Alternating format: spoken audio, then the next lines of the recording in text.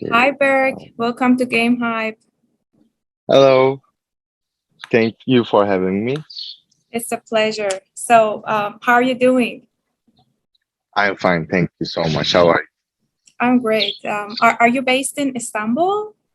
Yeah. I live in Istanbul and I'm a publishing manager at Joy Game. And today I'm going to give you some tips about the trend analyzing. Mm, So, I can hear very fantastic voices of birds singing. So, I think you live in a great place. yeah. Actually, at the moment, it's a holiday in Turkey. So I will make the presentation in a national holiday. Oh, So sorry for that. It's my yeah, holiday no, too. it's I love my job, so no worries on that. Okay, interesting. So, just can you tell us a little bit about what you do at Joy Game? Any specific project you're working on at the moment, so that we can get to know you a little bit better, and then whenever you're ready, we can start. Of course, at Joy Game, we make weekly ideation meetings, and with those ideation meetings, we try to find the new trending games. And for that, we also make uh, weekly trend analysis, and with those analysis, we try to follow these trends and produce the games. We have studios which make those games for us, and also studios came ideas to us too. And with those, like the partnership, both of us try, find new games to produce and follow the data for it. And then we make tests for it, like the CTR test and CPI test, which are like CTR is the click-through rate, which people see the game, the creatives, and they click on it, and then we see the data, and we we get sure that we can produce the game, and after the everything starts. Thank you for your explanation. I think it's an amazing job. So you're involved in finding the right ideas, following the trends, something like that. Yes. Like to be specific, before we produce the game, we have to be sure it will be a trending game. So like that's my job. Like before it produced, I have to be sure that this game has good data and can reach mass of people. You know, Okay, so that's we what I can't wait to hear your insights about the data and trends for hyper casual games. thank you. Like let me share.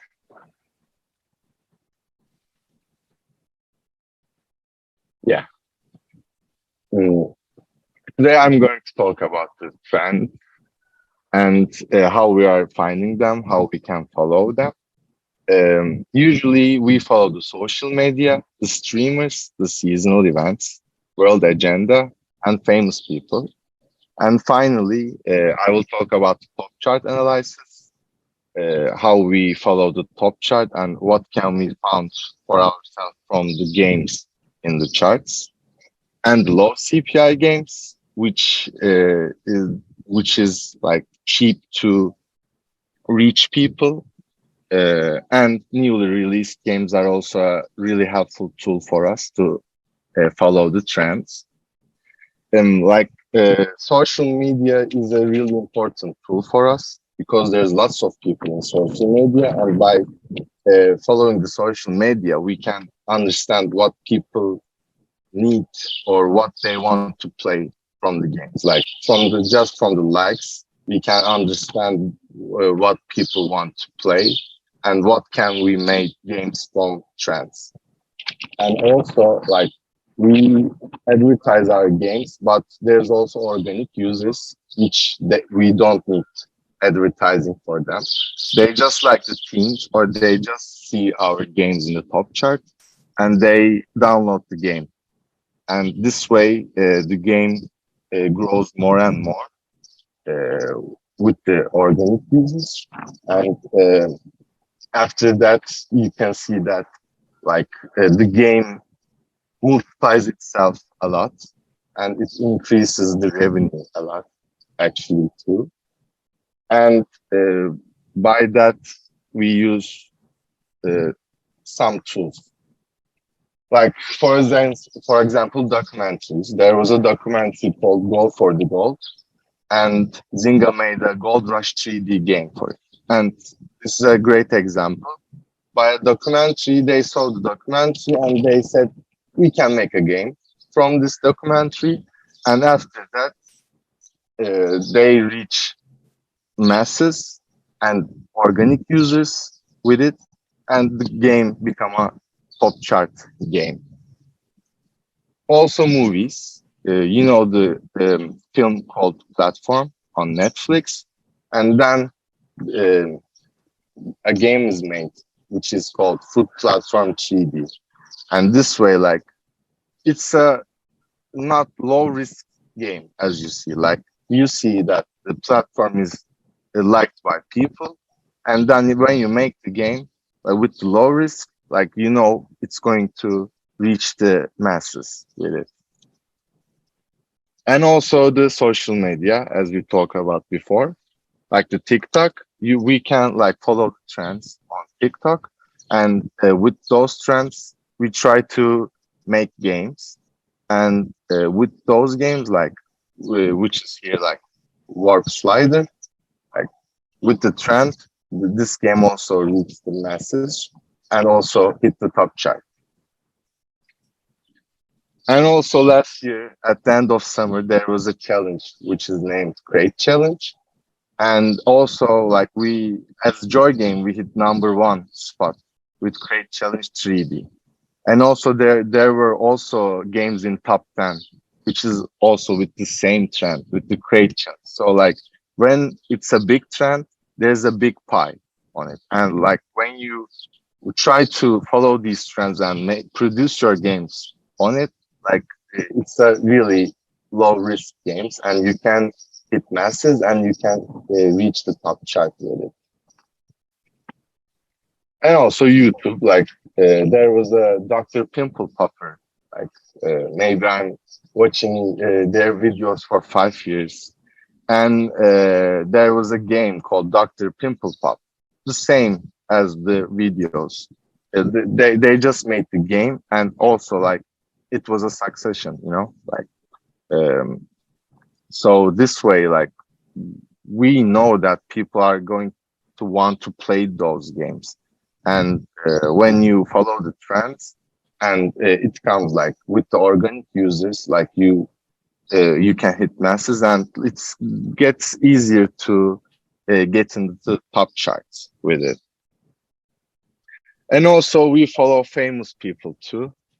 What they share, or like they become trends really fast. Like for example, Johnny Depp and Amber Heard was a trend lately, and there was a game with which is about law, and it was not that big game before, but after the trends about Johnny Depp and Amber, the game like growth really fast, and those trends really help us, like to increase our revenue or to reach people. Those things helps us a lot with it. And also, we like hyper casual players like to feel satisfaction, and we also try to find those things on the social media. For example, there was a video which made sand from glass, glass from sand, and with that feeling, like people likes to play those games, and um, etc. And also like the polished aluminum foil ball, like they all give them satisfaction, and they like to play the game while waiting or for their friends, or just spending some time. Yeah. And also streamers are really helpful for us because they have followers. Mm. and from them we can understand what they need and what they like to play. Like we just follow the streamers, we just see how many users they have or how many people are they watching, and from those we also can make trend analysis. And also seasonal events are important. For example, like NBA finals were a month ago, and lots of games made seasonal events for the uh, finals. For example, like NBA finals are trends so at that time, and you have a game. So like you want to catch those people to you want them to play your game. So like you put special events on your game or special teams. Like it's summer at the moment, like people like to swim or they go to the beaches, so you put a seasonal thing about beaches or the seas, and with those you get an organic user too, because like they're they hold their phone on their hand, they just search something about the sea or the beach, and then they see your game and they download it and start to play with it. So like seasonal events are also really important for that. And also the top chart analysis. Actually, top chart analysis teaches us a lot about games. Like being in top 10 is hard and staying there is even harder. So like when we look at the top chart, we learn a lot of things, as I said. And you see the monetization of the game, and you try to understand how they reach people, how they affect their emotions. And with those things, you learn a lot. And with that thing, we call the stick top 20. That means like when a game is in top 20 for weeks, we call it sticky top 20, and we try to understand how they survived in those situations and how they reach for weeks the top 20. Um, and also we have the trending mechanics. This is also a low type thing. And for example, you can see the multiple mechanic is really famous. And so like when you make a mechanic with multiple, and you are sure that people will like it and play it more than a creative mechanic who you didn't even see before. Like these are really high risk things, and it's important to use mm, like famous mechanics on your games, because like hyper casual gamers are really like they're not complicated. Actually they have similar tastes, and when you try to give them different tastes than they don't like, you see that no one's playing your game and you couldn't reach your stats. So like uh, going behind the famous mechanics are more important than being creative. For example, there is Stacky Dash and Cube Surfer, and they have same mechanics, same teams, but different mechanics and different teams also. Like just when you look at those games, they are really similar, but um, actually they are not, because they have different mechanics, the same team. But when you see the mechanic is really um, famous, then you go for a different team on the same mechanic. So like with those things, you have more possibilities when you make a game, and this way the market never stops producing games. And also like we have talked about the trends at the moment, but by looking the rising games, maybe we can follow the future trends too. For example, like when we look at rising games, we can see a specific genre or specific mechanic is rising. So like with that, we can follow the future trends too. Like the same for the newly released games. Personally, I like I go, I roll down at the top chart and the new games. And when I see games that interest me, then I start to follow them. Then I start to look at them, how they are doing, how they are getting the top chart, or maybe they are not even getting played. So with that, I can understand which game I should produce, or like I should offer the studio to produce. And also we have the top 200, 600, and 1500 games. With that, we will see lots of games, and maybe we can see a great mechanic, great genre, or great team, but the game is not produced well. So like we can produce those games better, and we can have a better result on it.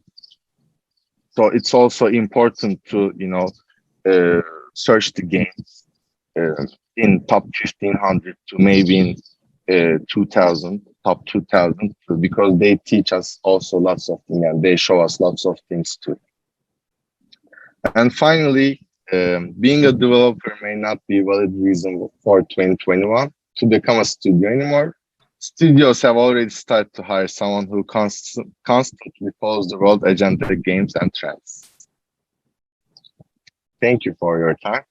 Thank you for Thank your you very much. presentation. It was, I think, great information in it. For example, I saw some of the hyper casual games, and I didn't know that the source of these games were from social media. So it was interesting for me to know about that. So I wanted to ask you about 2022 trends. Maybe you can share some of the new trends that are happening in the industry at the moment. Like I can give such an example. We have the core gameplay and the meta gameplay. Core gameplay is you can think like a simple runner game, like just the mechanic we are using, the swerve mechanic, the stacking mechanic, whatever you are thinking. But the meta game is like for the player to play your game tomorrow too. Like he wants to see the progress, and that's why we need the meta game. Usually before we had the meta game in another page. What I'm trying to say that players were playing the game, and when they are at the menu and they put go to another page and play the meta game there. But at the moment, hyper casual games made them together. Like what you play your runners, and that at the end of the game you see the meta, like the progress, and you see a different city in the game, and you try to build things, try to help people, and then you go back to your runner and play the same again. This way, um, game developers had better retention rates. Like people were playing their games day by day, and they weren't quitting playing the game. So like whenever you check the old trends and the new trends, you see that hyper casual games are um, getting better and better in those situations. Like at the moment, before meta game and core gameplay was separate, but at the moment they are together. So like I can give such an example actually. So you And mean that it's like having games with higher LTVs, higher retention rates, something like that? yeah, exactly. Like, of course, like games had also good retention rates before, but at the moment, they know that they will get better retention rates with it, because like play like hyper casual players are simple. Like they just want to see and they want to play. And when you make it complicated, you lose them. With this thing, what I explained earlier, they make like people like hyper casual gamers see it, and they don't have to go to another page for extra fun. Now they are all included with each other, actually. So I think it's a little bit getting harder for the studios to. Yeah, unfortunately. So you think the market is kind of more competitive, and how do you think the studios can survive this competition? Like they have to be different, actually.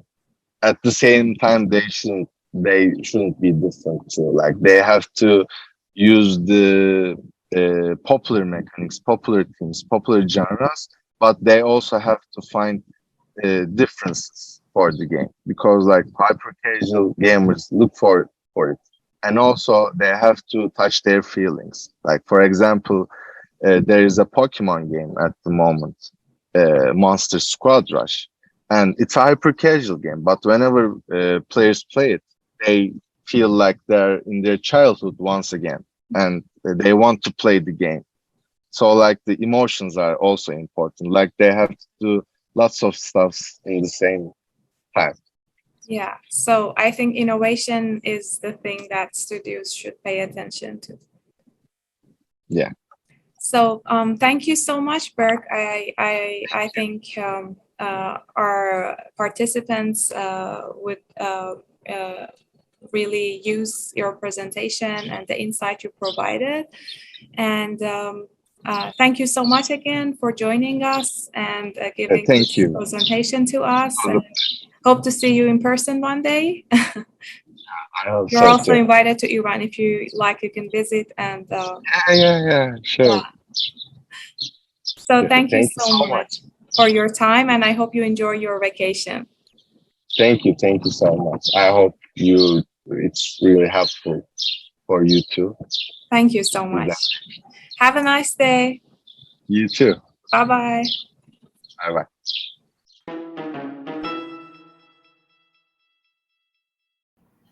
Hello, Berk.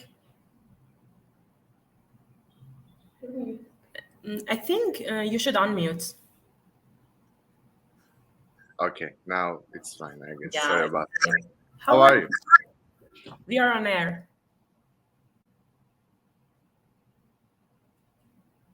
We lost you. Are you there?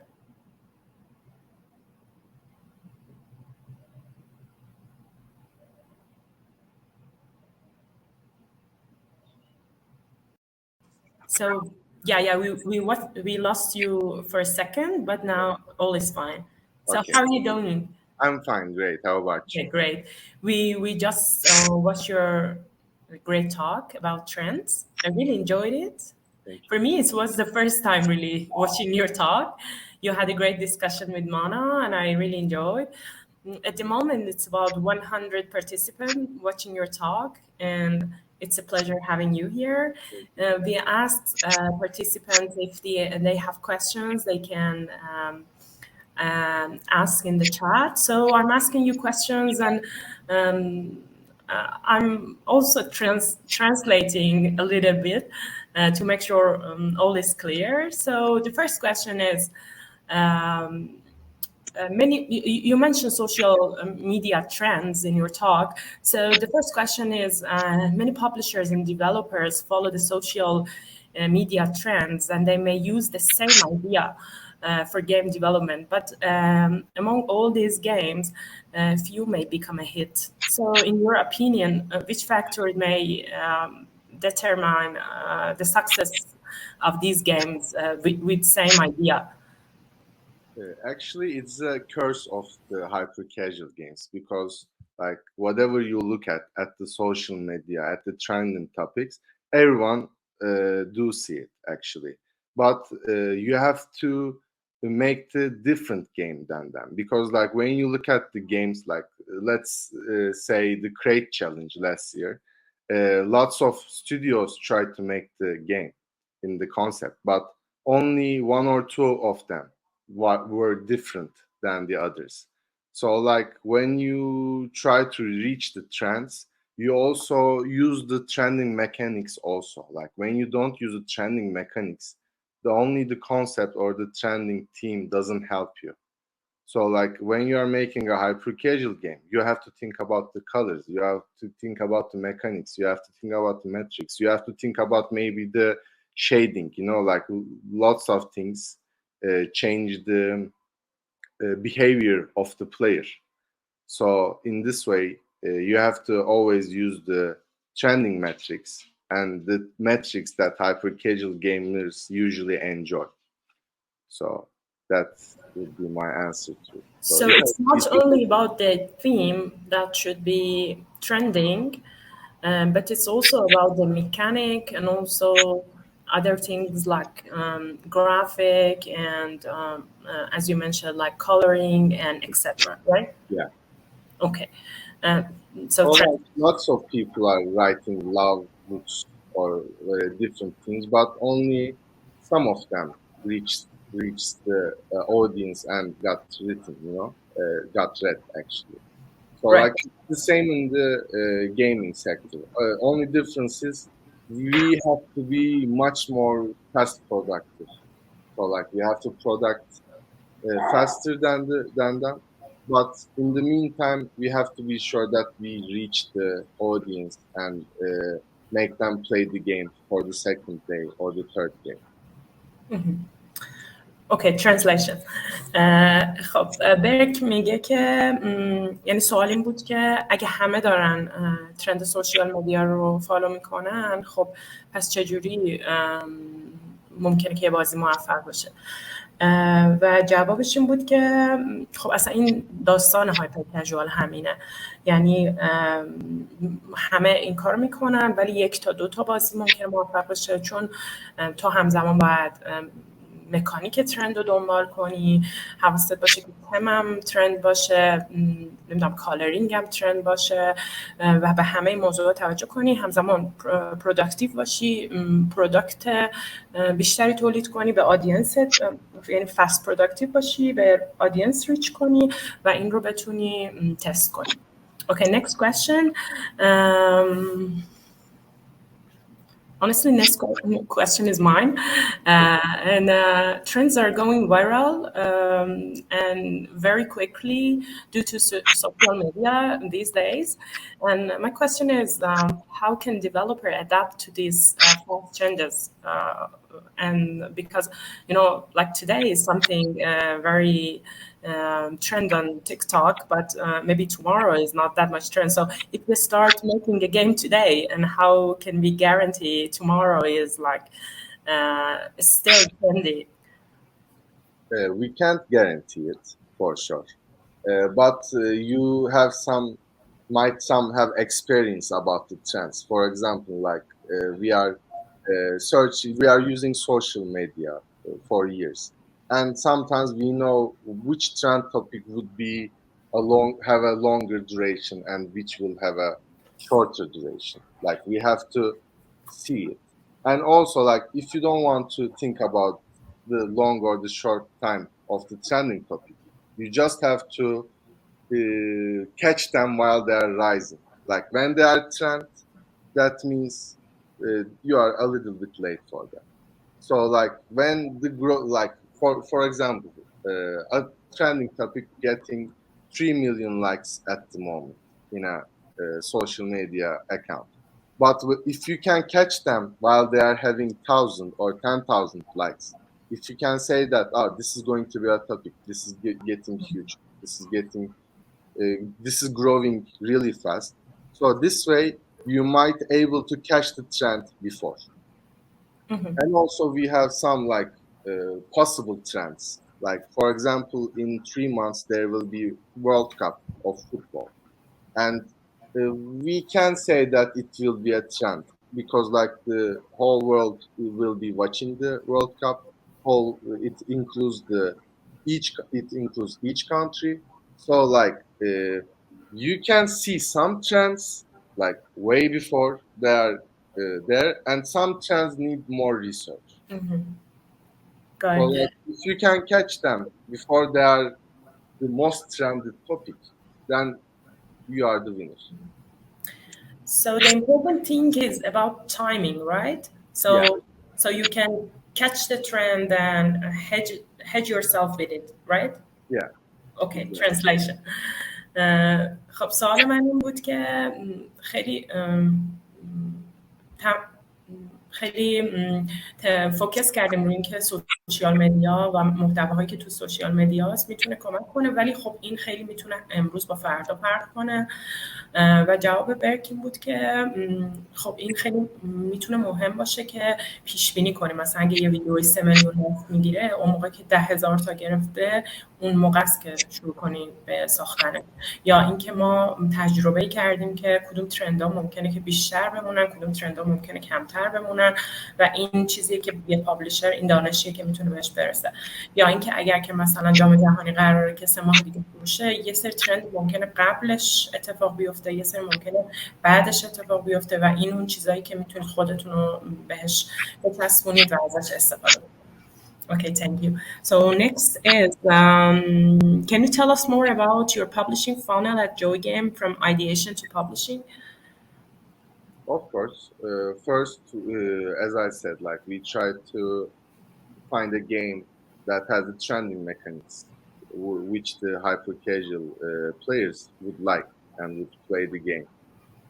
And first we make the ideation, then we make a GDD for it. First of all, we discuss the idea. We find the idea and we make a CTR test for it. It doesn't have to be it can be a different video than what you have on your mind. But if you can show the concept, maybe you can have something, like understand something from the test. And when the CTR test is like above 6%, like 7%, then we understand that this game can scale itself when it's produced well. So after that, we prepare a GDD and talk one of our studios. What is GDD? It's a one-page, the games, okay. Like the game's concept in the loop, yeah. Okay. What inside. And then we talk with a studio, and then we ask them to prepare 2 levels for the CPI test. Then we go on to a CPI test. So if it goes well, then we make more levels, and then we make A/B testing in the same time, which we are testing different metrics, and then we decide on the better one, which has a better results. That's why data-wise, and then we go on a retention test. So this way, like from the beginning, first we test the idea actually. If we get a better result, we go to a studio and we say this concept can be well, and then we go to a CPI test, and so on and so on. If our data is well, and if we can make the game better, upgrade it, we do. If it's not working, if our data is not good, results are not good, we just drop the idea and go on to the next one. Thank you. خب سوال این بود که میشه مراحل فانل پابلیش جوی گیم رو توضیح بدین از ایده تا نشر؟ و جوابشون این بود که اول ما میایم ایدیشن انجام میدیم، ایده پردازی رو انجام میدیم، بعد از اون تست CTR رو میگیریم، کلیک ترو ریت رو میگیریم که اگر بیشتر از 6% تا 7% باشه میریم مرحله بعد از اون GDD رو درست میکنیم که فکر میکنم مخفف گیم دیولپمنت دک باشه که یه دونه صفحه در مورد اینکه اصلا گیم چه شکلی، اگه که اینو اشتباه گفتم بعد تو چت بگیم که دقیقاً درستش چی بوده، ولی اون صفحه یک صفحه‌ای که در واقع ایده اولیه بازی رو توضیح بدیم رو ارائه میدن. بعد از اون تست CPI رو میکنن. اگر این مرحله رو تست کرد AB تست رو میرن سراغ AB تست ها که اینجا بازی رو بهتر کنن و بعد از اون تست ریتنشن میگن. اینجا بنظرم بذارم ببینم GDD چی بود. آها game design document و بعد از اون تست ریتنشن رو میگیرن. اوکی. سوال بعدی گفتن که باید ببینیم بازیکن‌ها به چه چیزی نیاز دارن.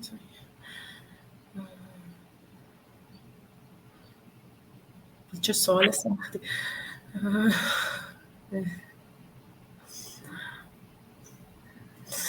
Okay, you mentioned in your talk that we should pay attention to users to what user needs. So someone is asking that how we should measure this, what user need, or maybe I'm just adding my ideas to this question. So maybe there is no need in user, and we can make a game, and then when they play, they say, "Oh, this game is fun, and I really need this game." So is it always like this, and we should go for a specific need in a user, or we can just make a game and then they will just find it useful for themselves? Like in hyper casual, you have to be data wise, because like You have to be what? data wise, like you have to always follow the data. Like if you come up with a game idea and say like this game has never been published, never been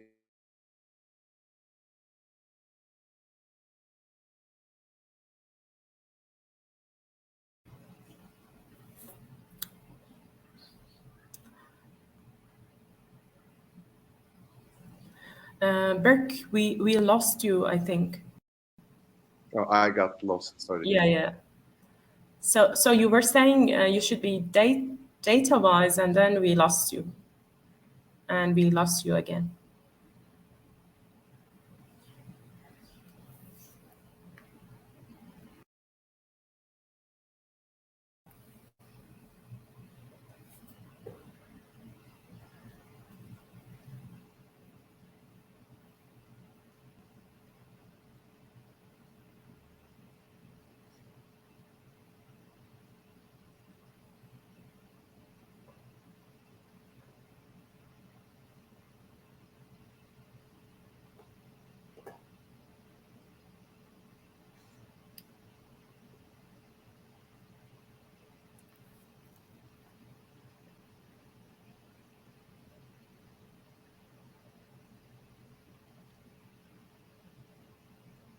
Berk, can you hear us?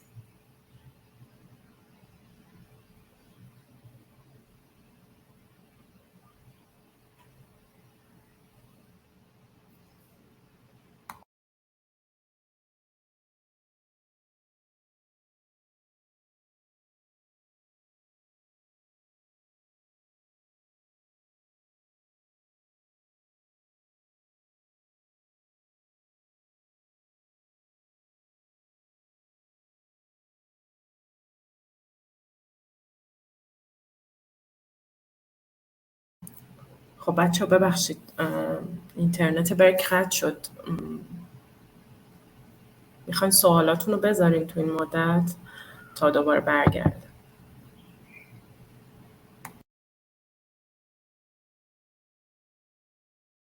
یه توضیح هم بدم تا این وقت رو داریم. این بغل یه دکمه هست ask to join. این حالا یکم مشکل طراحی این قرارم هست. این مال منتوراست و کسایی که میخوان بیان تاک داشته باشن. شما وقتی اونو میزنید الان یکی زد. Okay, great. Okay, you hear me, right? Let me answer the question real Yeah, sure. Like you have to always follow the data. If you come with a game idea and say that this has never been tried before, and it's a bad idea, because before you publish the game, you need to be sure that the game gonna scale itself, like with the data, with the numbers, with the results. You see that this game is going to be a success, and after that you produce the game. Like you never go 100% blindly, 100% creative and like that's not the way it is in the hyper casual. You always have to follow the mechanics, the themes, the concepts. That's how the success comes. خب پس سوال این بود که شما گفتین که به ترند ما باید به نیاز بازیکن‌ها توجه کنیم. حالا اگر که ما خودمون بریم توی بازیکن‌ها حس نیاز ایجاد کنیم چی؟ و جواب برک این بود که اینکه بریم I think my voice is no, it's fine. Can you mute yourself when I'm talking, please? Thank you. و جوابش این بود که اینکه بری یه چیز 100% جدیدی خلق کنی و ترندا رو دنبال نکنی اینجوری روی هایپر کژوال جواب نمیده. و من این تیکر رو از خودم اضافه میکنم که معمولاً بهتره که اون در اون ترندها تغییر کوچیک جدیدی ایجاد کنی، یعنی اون 100% جدید رو مثلا بکنیم 20% جدید، 80% فندینگ. و این اون چیزیه که حالا جواب سوال بود. Okay, lots of questions here. In one of your slides, you mentioned a game about Amber Heard and Johnny Depp, and one participant is asking, what was the idea behind that game? I think he or she didn't get the idea. And would you please explain that? So that's why I was trying to explain that some concepts are trend concepts, but it's harder to make games about them. So like before the Amber Heard Johnny Depp trial, there was a game with Judge 3D. And it had the same things what the trial had. So like after the trend, like after the incident between Amber Heard and Johnny Depp, that game became even more popular because like they had all the things, all the metrics that could be used in a game. So like they made the game before, but the game got even more popular with the Amber and the Johnny Depp trial. Yeah, like sometimes your games got trended. That's what I'm trying to say. اون اسلایدی که اشاره کردین این دادگاه، یه بازی‌های دادگاهی و اینا فکر می‌کنم صحبت کرد در موردش که میگه اینا این بعضی از بازی‌ها که سخت‌ترن که ترند بشن، وقتی که این داستان دادگاه امبر هرد و جانی دپ پیش اومد، خب این روی اون ترند قرار گرفت و این بازی‌ها رشد کردن. اوکی، من بچه‌ها با اجازه یه چند تا سوالی که راجعش صحبت شده رو اسکیپ می‌کنم چون سوال زیاد شد.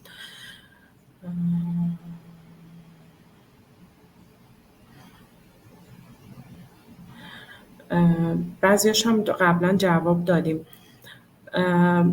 Okay, question about soft launch that maybe Asli or one of your team members would answer it later. So I'm going to skip it now.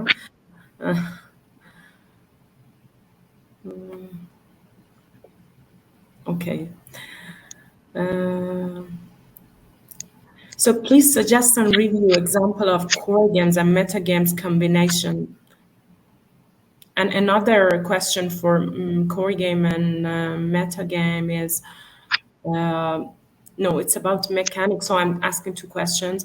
I would love to know your method for choosing a good mechanic from the top 600 or 2,000 games. So it's two different questions. Yes, usually like the mechanics go. Oh, I forgot to mute myself while you are speaking. Sorry about that. So